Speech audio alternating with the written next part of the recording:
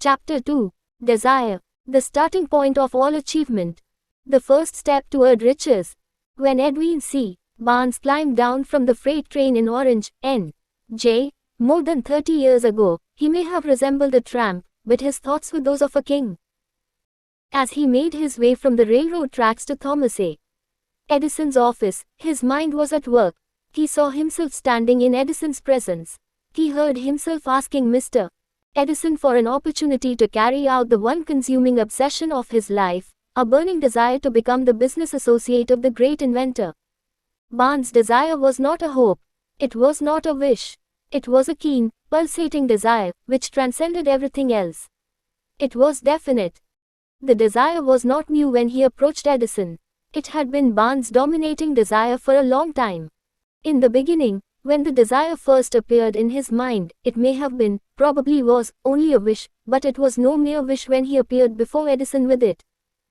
A few years later, Edwin C. Barnes again stood before Edison, in the same office where he first met the inventor. This time his desire had been translated into reality. He was in business with Edison. The dominating dream of his life had become a reality. Today, people who know Barnes envy him, because of the break life yielded him. They see him in the days of his triumph, without taking the trouble to investigate the cause of his success. Barnes succeeded because he chose a definite goal, placed all his energy, all his willpower, all his effort, everything back of that goal. He did not become the partner of Edison the day he arrived. He was content to start in the most menial work, as long as it provided an opportunity to take even one step toward his cherished goal. 5 years passed before the chance he had been seeking, 33, made its appearance. During all those years not one ray of hope, not one promise of attainment of his desire had been held out to him. To everyone, except himself, he appeared only another cog in the Edison business wheel, but in his own mind, he was the partner of Edison every minute of the time, from the very day that he first went to work there. It is a remarkable illustration of the power of a definite desire. Barnes won his goal, because he wanted to be a business associate of Mr. Edison, more than he wanted anything else. He created a plan by which to attain that purpose. But he burned all bridges behind him. He stood by his desire until it became the dominating obsession of his life, and finally, a fact. When he went to Orange, he did not say to himself, "I will try to induce Edison to give me a job of some sort." He said, "I will see Edison, and put him on notice that I have come to go into business with him." He did not say, "I will work there for a few months, and if I get no encouragement, I will quit and get a job somewhere else." He did say, "I will start anywhere. I will do anything Edison tells me to do, but before I am through, I will be his associate." He did not say, "I will keep my eyes open for another opportunity, in case I fail to get what I want in the Edison organization." He said, "There is but one thing in this world that I am determined to have, and that is a business association with Thomas A. Edison. I will burn all bridges behind me, and stake my entire future on my ability to get what I want." He left himself no possible way of retreat. He had to win or perish. That is all there is to the Barnes story of success. A long while ago, a great warrior faced a situation which made it necessary for him to make a decision which ensured his success on the battlefield. He was about to send his armies against a powerful foe, whose men outnumbered his own. He loaded his soldiers into boats, sailed to the enemy's country, unloaded soldiers and equipment, then gave the order to burn the ships that had carried them. Addressing his men before the first battle, he said, "You see the boats going up in smoke. That means that we cannot leave these shores alive unless we win. We now have no choice, we win, or we perish." They won. 34. Every person who wins in any undertaking must be willing to burn his ships and cut all sources of retreat. Only by so doing can one be sure of maintaining that state of mind known as a burning desire to win, essential to success. The morning after the Great Chicago Fire, a group of merchants stood on State Street, looking at the smoking remains of what had been their stores. They went into a conference to decide if they would try to rebuild, or leave Chicago and start over in a more promising section of the country. They reached a decision, all except one, to leave Chicago. The merchant who decided to stay and rebuild pointed a finger at the remains of his store, and said, "Gentlemen, on that very spot I will build the world's greatest store, no matter how many times it may burn down." That was more than 50 years ago. The store was built. It stands there today, a towering monument to the power of that state of mind known as a burning desire. The easy thing for Marshall Field to have done would have been exactly what his fellow merchants did. When the going was hard, and the future looked dismal, they pulled up and went where the going seemed easier. Mark well this difference between Marshall Field and the other merchants, because it is the same difference which distinguishes Edwin C. Barnes from thousands of other young men who have worked in the Edison organization. It is the same difference which distinguishes practically all who succeed from those who fail. Every human being who reaches the age of understanding of the purpose of money wishes for it. Wishing will not bring riches. But desiring riches with a state of mind that becomes an obsession, then planning definite ways and means to acquire riches, and backing those plans with persistence which does not recognize failure, will bring riches.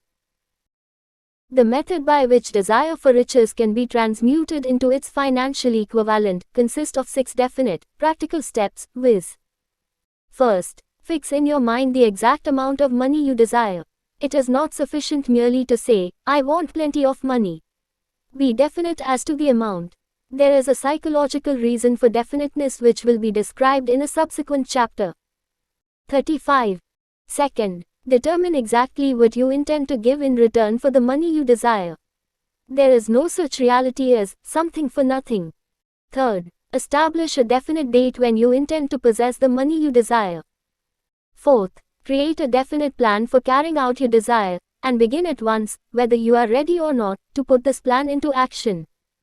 Fifth, write out a clear, concise statement of the amount of money you intend to acquire, name the time limit for its acquisition, state what you intend to give in return for the money, and describe clearly the plan through which you intend to accumulate it.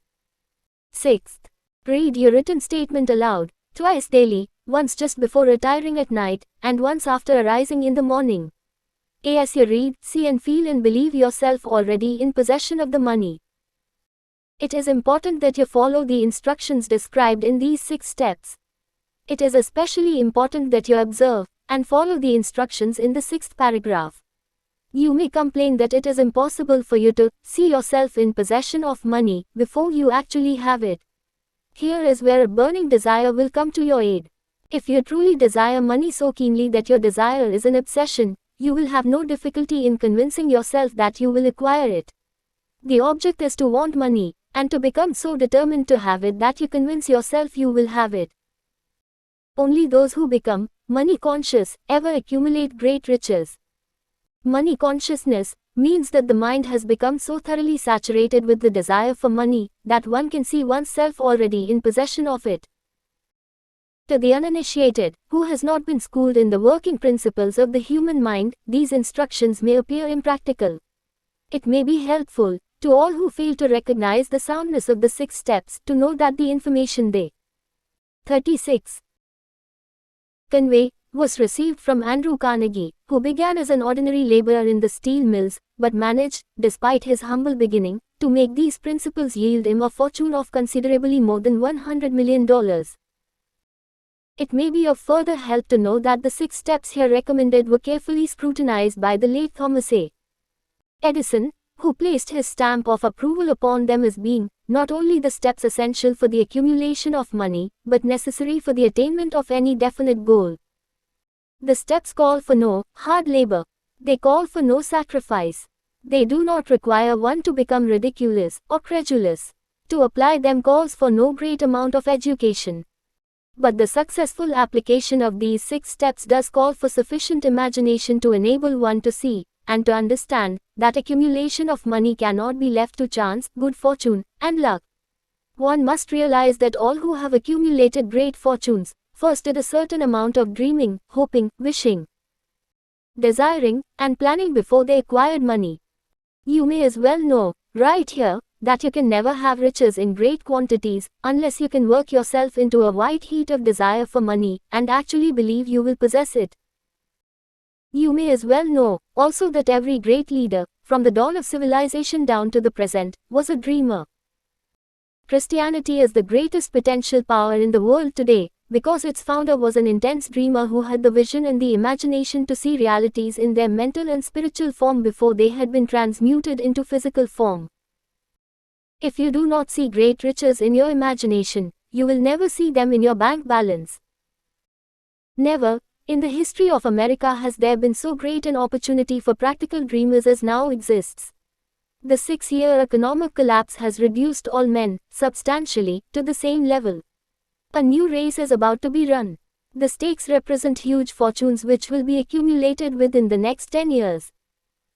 The rules of the race have changed, because we now live in a changed world that definitely favors the masses, those who had but little or no opportunity to win under the conditions existing during the Depression, when fear paralyzed growth and development. We who are in this race for riches, should be encouraged to 37. Know that this changed world in which we live is demanding new ideas, new ways of doing things, new leaders, new inventions, new methods of teaching, new methods of marketing, new books, new literature, new features for the radio, new ideas for moving pictures. Back of all this demand for new and better things, there is one quality which one must possess to win, and that is definiteness of purpose, the knowledge of what one wants, and a burning desire to possess it. The business depression marked the death of one age, and the birth of another. This changed world requires practical dreamers who can, and will put their dreams into action. The practical dreamers have always been, and always will be the pattern makers of civilization. We who desire to accumulate riches, should remember the real leaders of the world always have been men who harnessed, and put into practical use, the intangible, unseen forces of unborn opportunity, and have converted those forces, or impulses of thought, into skyscrapers, cities, factories, airplanes, automobiles, and every form of convenience that makes life more pleasant. Tolerance, and an open mind are practical necessities of the dreamer of today. Those who are afraid of new ideas are doomed before they start. Never has there been a time more favorable to pioneers than the present. True, there is no wild and woolly west to be conquered, as in the days of the covered wagon, but there is a vast business, financial, and industrial world to be remolded and redirected along new and better lines. In planning to acquire your share of the riches, let no one influence you to scorn the dreamer. To win the big stakes in this changed world, you must catch the spirit of the great pioneers of the past, whose dreams have given to civilization all that it has of value, the spirit which serves as the lifeblood of our own country, your opportunity and mine, to develop and market our talents. Let us not forget, Columbus dreamed of an unknown world, staked his life on the existence of such a world, and discovered it. Copernicus, the great astronomer, dreamed of a multiplicity of worlds, and revealed them. No one denounced him as impractical after he had triumphed. Instead, the world worshipped at his shrine, thus proving once more that success requires no apologies, failure permits no alibis. If the thing you wish to do is right, and you believe in it, go 38. Ahead and do it. Put your dream across, and never mind what they say if you meet with temporary defeat, for they, perhaps, do not know that every failure brings with it the seed of an equivalent success. Henry Ford, poor and uneducated, dreamed of a horseless carriage, went to work with what tools he possessed, without waiting for opportunity to favor him, and now evidence of his dream belts the entire earth. He has put more wheels into operation than any man who ever lived, because he was not afraid to back his dreams. Thomas Edison dreamed of a lamp that could be operated by electricity, began where he stood to put his dream into action, and despite more than 10,000 failures, he stood by that dream until he made it a physical reality. Practical dreamers do not quit. Whelan dreamed of a chain of cigar stores, transformed his dream into action, and now the United Cigar Stores occupy the best corners in America. Lincoln dreamed of freedom for the black slaves, put his dream into action, and barely missed living to see a united North and South translate his dream into reality. The Wright brothers dreamed of a machine that would fly through the air. Now one may see evidence all over the world that they dreamed soundly. Marconi dreamed of a system for harnessing the intangible forces of the ether. Evidence that he did not dream in vain may be found in every wireless and radio in the world. Moreover, Marconi's dream brought the humblest cabin, and the most stately manor house side by side. It made the people of every nation on earth backdoor neighbors. It gave the President of the United States a medium by which he may talk to all the people of America at one time, and on short notice. It may interest you to know that Marconi's friends had him taken into custody and examined in a psychopathic hospital, when he announced he had discovered a principle through which he could send messages through the air, without the aid of wires, or other direct physical means of communication. The dreamers of today fare better. The world has become accustomed to new discoveries. Nay, it has shown a willingness to reward the dreamer who gives the world a new idea. 39. The greatest achievement was, at first, and for a time, but a dream. The oak sleeps in the acorn. The bird waits in the egg, and in the highest vision of the soul, a waking angel stirs. Dreams are the seedlings of reality. Awake, arise, and assert yourself, you dreamers of the world. Your star is now in the ascendancy. The World Depression brought the opportunity you have been waiting for. It taught people humility, tolerance, and open-mindedness. The world is filled with an abundance of opportunity which the dreamers of the past never knew. A burning desire to be, and to do is the starting point from which the dreamer must take off. Dreams are not born of indifference, laziness, or lack of ambition. The world no longer scoffs at the dreamer, nor calls him impractical. If you think it does, take a trip to Tennessee, and witness what a dreamer president has done in the way of harnessing and using the great water power of America. A score of years ago, such a dream would have seemed like madness. You have been disappointed, you have undergone defeat during the Depression, you have felt the great heart within you crushed until it bled. Take courage, for these experiences have tempered the spiritual metal of which you are made. They are assets of incomparable value. Remember, too, that all who succeed in life get off to a bad start, and pass through many heartbreaking struggles before they arrive. The turning point in the lives of those who succeed usually comes at the moment of some crisis, through which they are introduced to their other selves. John Bunyan wrote The Pilgrim's Progress, which is among the finest of all English literature, after he had been confined in prison and sorely punished, because of his views on the subject of religion. 0. Henry discovered the genius which slept within his brain, after he had met with great misfortune, and was confined in a prison cell, in Columbus, Ohio. Being forced, through misfortune, to become acquainted with his other self, and to use his imagination, he discovered himself to be a great author instead of a miserable criminal and outcast. Strange and varied are the ways of life, and stranger still are the ways of infinite intelligence, through which men are sometimes forced to undergo. 40. All sorts of punishment before discovering their own brains, and their own capacity to create useful ideas through imagination. Edison, the world's greatest inventor and scientist, was a tramp telegraph operator. He failed innumerable times before he was driven, finally, to the discovery of the genius which slept within his brain. Charles Dickens began by pasting labels on blacking pots. The tragedy of his first love penetrated the depths of his soul, and converted him into one of the world's truly great authors. That tragedy produced, first, David Copperfield, then a succession of other works that made this a richer and better world for all who read his books.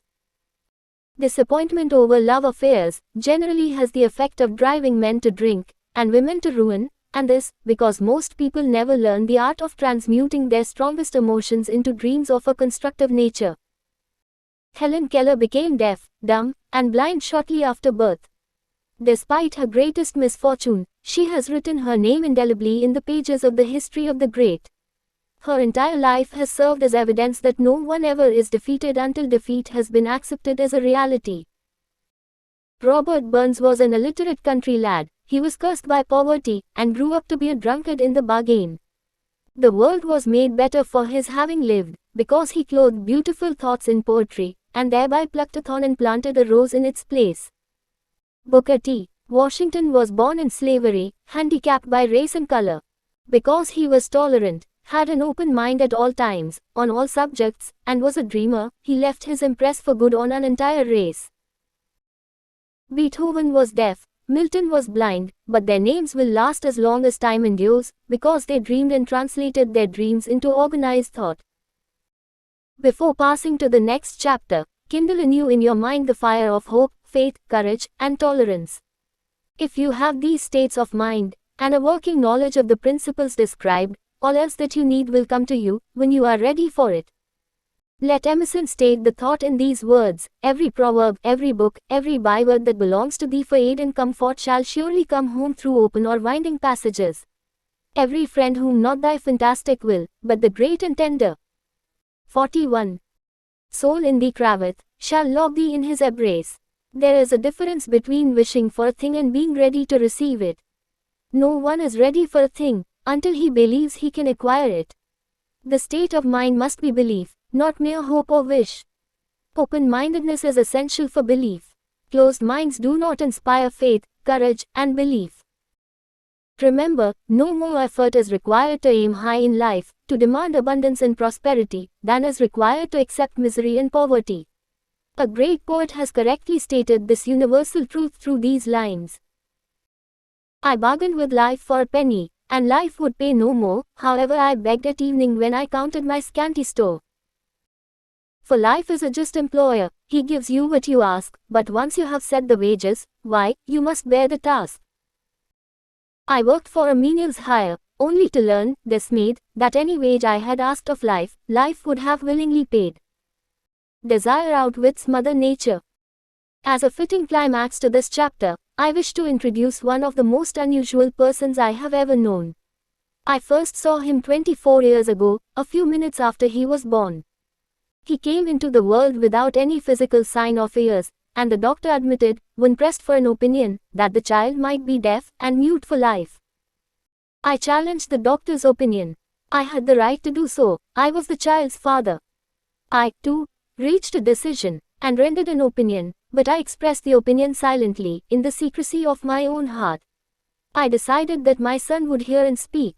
Nature could send me a child without ears, but nature could not induce me to accept the reality of the affliction. 42. In my own mind I knew that my son would hear and speak. How? I was sure there must be a way, and I knew I would find it. I thought of the words of the immortal Emerson: the whole course of things goes to teach us faith. We need only obey. There is guidance for each of us, and by lowly listening, we shall hear the right word. The right word, desire. More than anything else, I desired that my son should not be a deaf mute. From that desire I never receded, not for a second.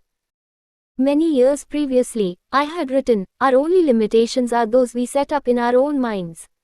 For the first time, I wondered if that statement were true. Lying on the bed in front of me was a newly born child, without the natural equipment of hearing. Even though he might hear and speak, he was obviously disfigured for life. Surely, this was a limitation which the child had not set up in his own mind. What could I do about it? Somehow I would find a way to transplant into that child's mind my own burning desire for ways and means of conveying sound to his brain without the aid of ears.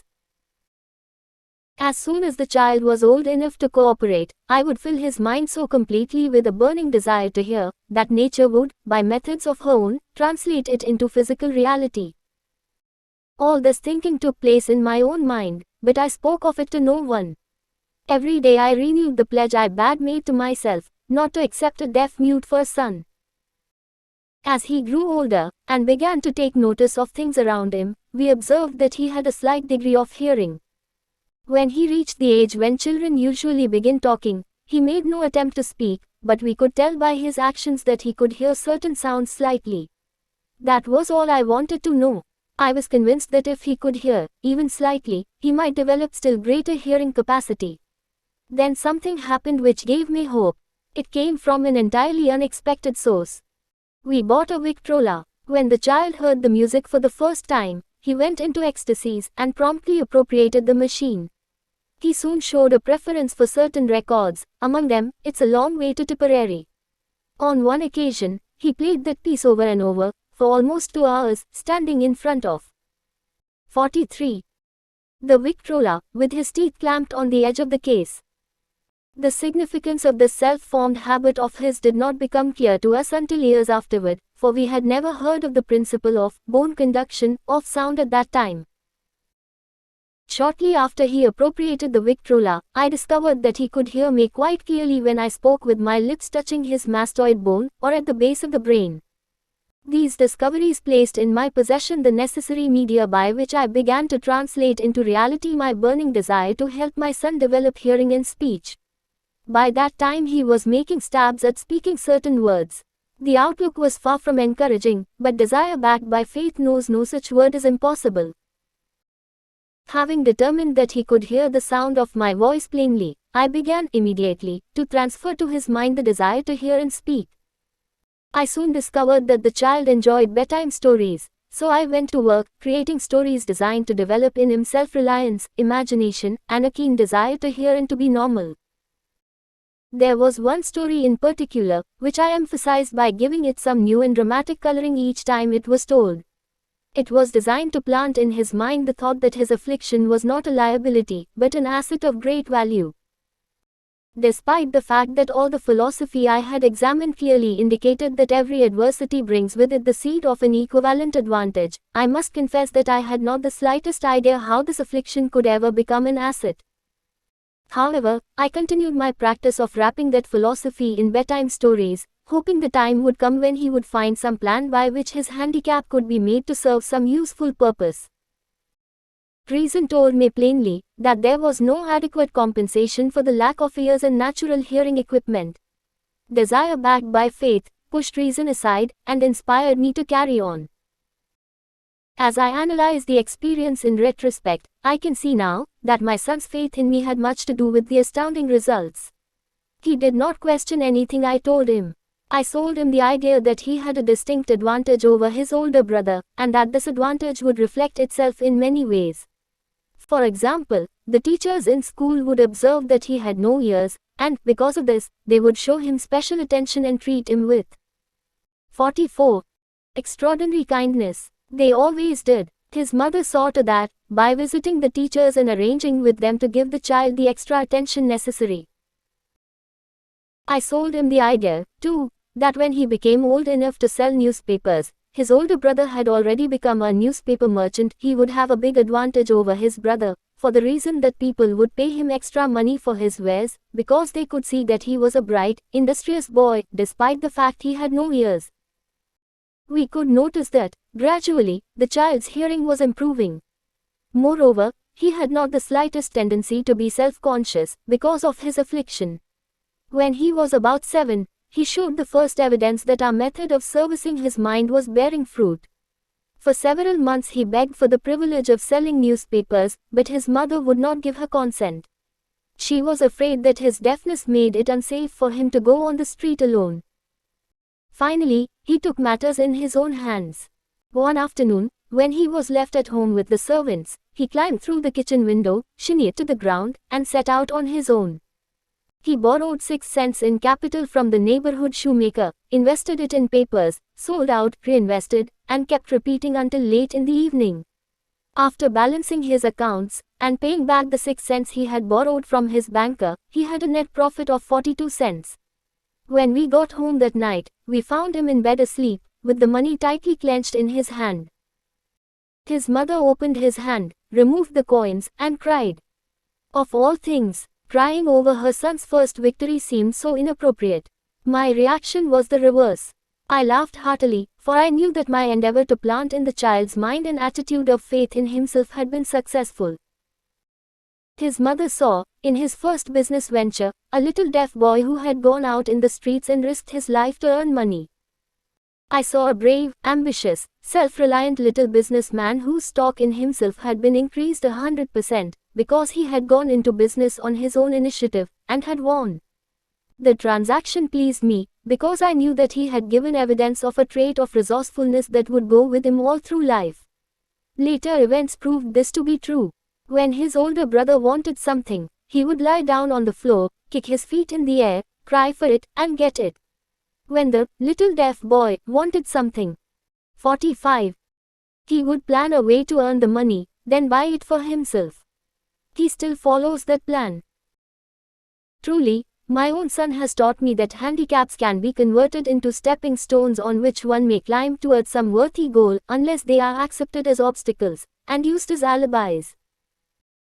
The little deaf boy went through the grades, high school, and college without being able to hear his teachers excepting when they shouted loudly, at close range. He did not go to a school for the deaf. We would not permit him to learn the sign language. We were determined that he should live a normal life, and associate with normal children, and we stood by that decision, although it cost us many heated debates with school officials. While he was in high school, he tried an electrical hearing aid, but it was of no value to him, due, we believed, to a condition that was disclosed when the child was 6, by Dr. J. Gordon Wilson, of Chicago, when he operated on one side of the boy's head, and discovered that there was no sign of natural hearing equipment. During his last week in college, 18 years after the operation, something happened which marked the most important turning point of his life. Through what seemed to be mere chance, he came into possession of another electrical hearing device, which was sent to him on trial. He was slow about testing it, due to his disappointment with a similar device. Finally he picked the instrument up, and more or less carelessly, placed it on his head, hooked up the battery, and lo! As if by a stroke of magic, his lifelong desire for normal hearing became a reality. For the first time in his life he heard practically as well as any person with normal hearing. God moves in mysterious ways, his wonders to perform. Overjoyed because of the changed world which had been brought to him through his hearing device, he rushed to the telephone, called his mother, and heard her voice perfectly. The next day he plainly heard the voices of his professors in class, for the first time in his life. Previously he could hear them only when they shouted, at short range. He heard the radio, he heard the talking pictures. For the first time in his life, he could converse freely with other people, without the necessity of their having to speak loudly. Truly, he had come into possession of a changed 46 world. We had refused to accept nature's error, and, by persistent desire, we had induced nature to correct that error, through the only practical means available. Desire had commenced to pay dividends, but the victory was not yet complete. The boy still had to find a definite and practical way to convert his handicap into an equivalent asset. Hardly realizing the significance of what had already been accomplished, but intoxicated with the joy of his newly discovered world of sound, he wrote a letter to the manufacturer of the hearing aid, enthusiastically describing his experience. Something in his letter, something, perhaps which was not written on the lines, but back of them, caused the company to invite him to New York. When we arrived, he was escorted through the factory, and while talking with the chief engineer, telling him about his changed world, a hunch, an idea, or an inspiration, call it what you wish, flashed into his mind. It was this impulsive thought which converted his affliction into an asset, destined to pay dividends in both money and happiness to thousands for all time to come. The sum and substance of that impulsive thought was this: it occurred to him that he might be of help to the millions of deafened people who go through life without the benefit of hearing devices, if he could find a way to tell them the story of his changed world. Then and there, he reached a decision to devote the remainder of his life to rendering useful service to the hard of hearing. For an entire month, he carried on an intensive research, during which he analyzed the entire marketing system of the manufacturer of the hearing device, and created ways and means of communicating with the hard of hearing all over the world for the purpose of sharing with them his newly discovered, changed world. When this was done, he put in writing a 2-year plan, based upon his findings. When he presented the plan to the company, he was instantly given a position, for the purpose of carrying out his ambition. Little did he dream, when he went to work, that he was destined to bring hope and practical relief to thousands of deafened people who, without his help, would have been doomed forever to deaf-mutism. Shortly after he became associated with the manufacturer of his hearing aid, he invited me to attend a class conducted by his company, for the purpose of teaching deaf-mutes to hear, and to 47. Speak. I had never heard of such a form of education. Therefore I visited the class, skeptical but hopeful that my time would not be entirely wasted. Here I saw a demonstration which gave me a greatly enlarged vision of what I had done to arouse and keep alive in my son's mind the desire for normal hearing. I saw deaf mutes actually being taught to hear and to speak, through application of the self-same principle I had used, more than 20 years previously, in saving my son from deaf-mutism.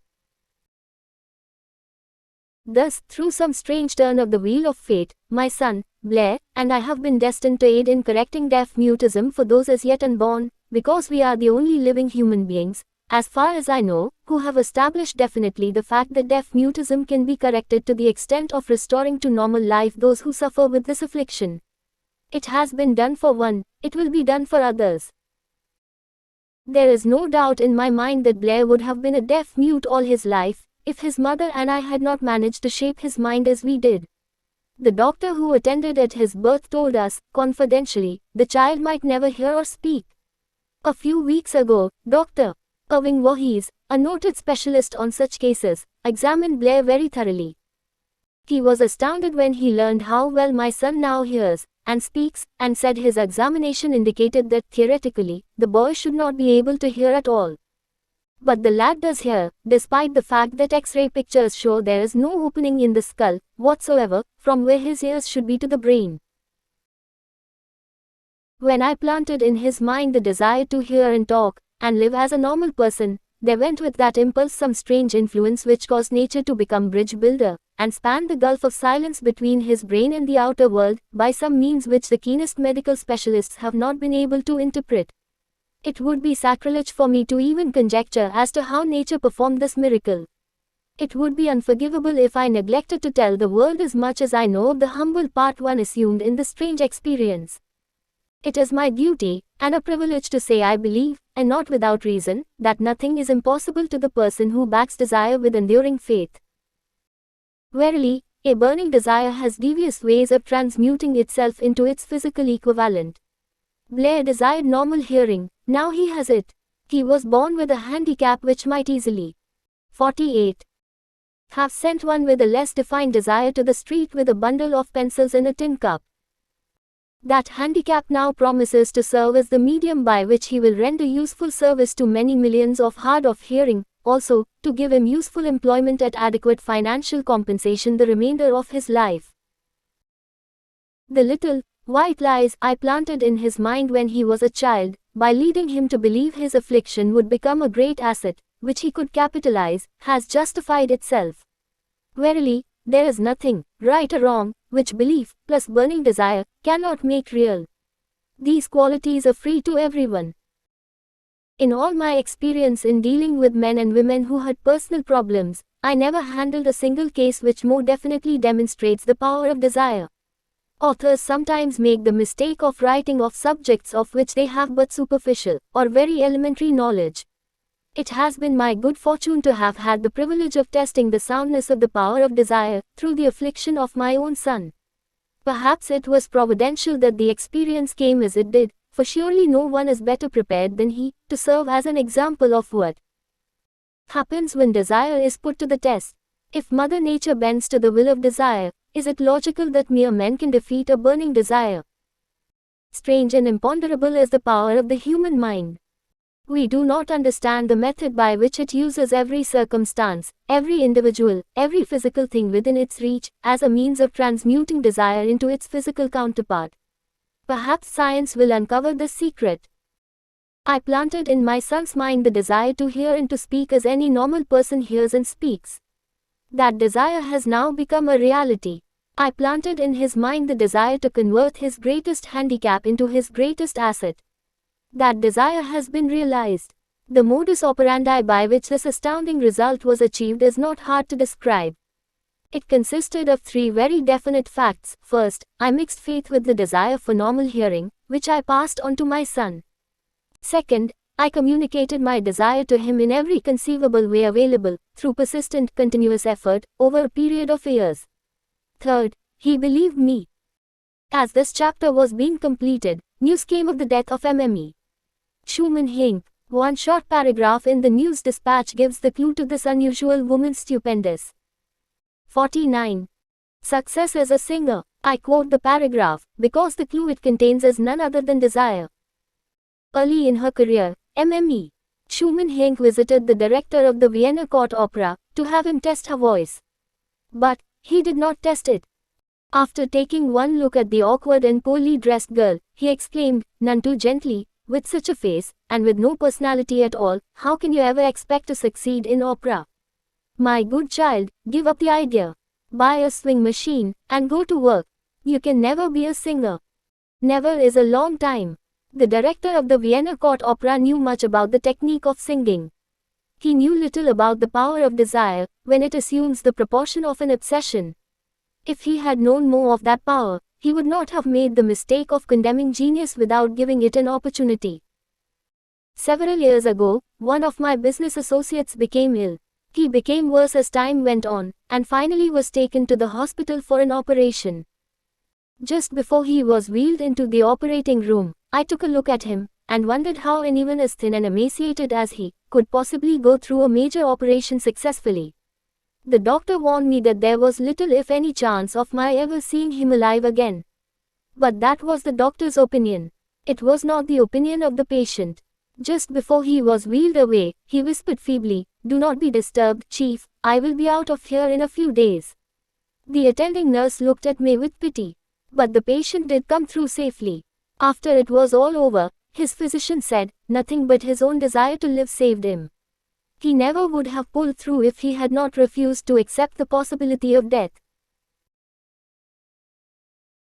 I believe in the power of desire backed by faith, because I have seen this power lift men from lowly beginnings to places of power and wealth. I have seen it rob the grave of its victims. I have seen it serve as the medium by which men staged a comeback after having been defeated in 100 different ways. I have seen it provide my own son with a normal, happy, successful life, despite nature's having sent him into the world without heirs. How can one harness and use the power of desire? This has been answered through this, and the subsequent chapters of this book. This message is going out to the world at the end of the longest, and perhaps, the most devastating depression America has ever known. It is reasonable to presume that the message may 50. Come to the attention of many who have been wounded by the depression, those who have lost their fortunes, others who have lost their positions, and great numbers who must reorganize their plans and stage a comeback.